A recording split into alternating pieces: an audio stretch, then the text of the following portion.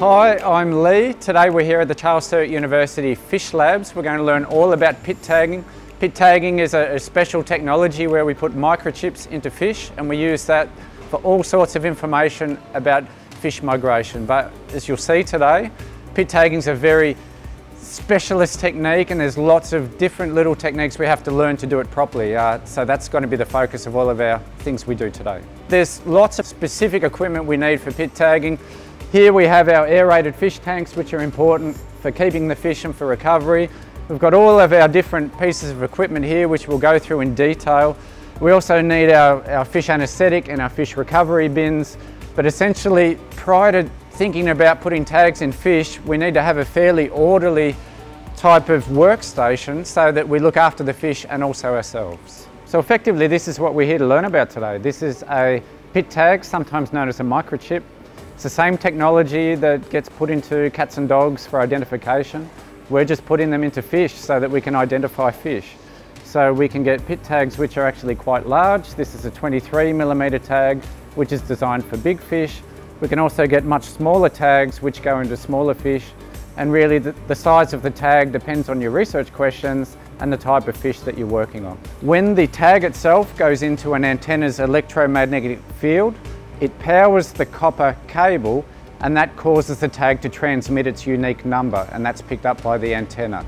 So that's what actually makes this technology work for fish. So one of the advantages of pit tags is that they don't have a battery, so they remain inactive until they're actually scanned by a reader or a scanner.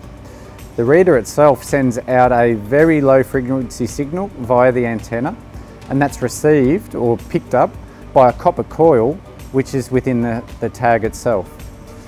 Because the copper coil is wrapped around a ferrite core, that creates an inductive charge in the tag itself and that powers the microchip. It then transmits the code back to the reader and then the data is sent to a database or however it's captured. Okay, so we need a few essential pieces of equipment before we even start tagging the fish. Here we have the needles or the applicator. This one with a protective piece of plastic on the end, not only to protect yourself, it's also to protect the sharpness of the needle. We need the needle very sharp so that we can operate on the fish better. We also have preloaded ones here, which can be loaded into a gun like this. Depending on the size of the tag, depends on which one of these is the best suited for your needs. We also have the tag detector itself. This here contains an antenna. It also has a screen which can tell you the tag number.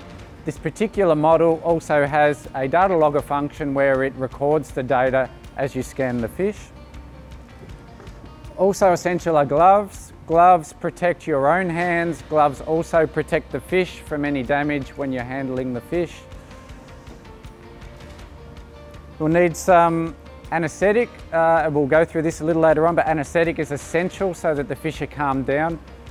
Pit tagging is actually considered a surgical technique, so we need to anaesthetise the fish and put it to sleep before we tag it.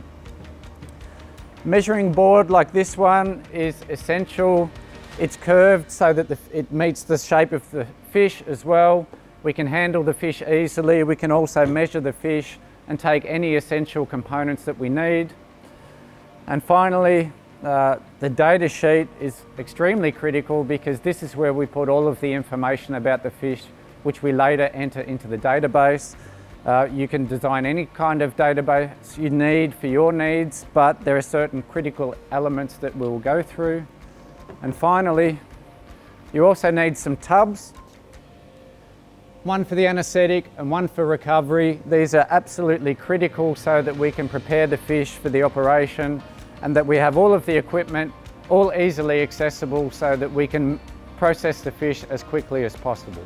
So that effectively rounds off the critical equipment that we need before we get started. And it's important that before you do get started, whether you're on the river, on a boat or in a lab, you have it all set up in a comfortable way. You want to be able to move around freely and comfortably. You don't want to stress the fish at all. You don't want to stress yourself. So make sure you're dressed comfortably, you have all of your equipment accessible, and that everything's fully prepared before you actually start to get the fish and prepare the equipment for the tagging process. So now we'll actually go into the step-by-step processes of actually going through preparing the fish for tagging, doing the tagging, and then helping the fish recover once the tagging process is completed.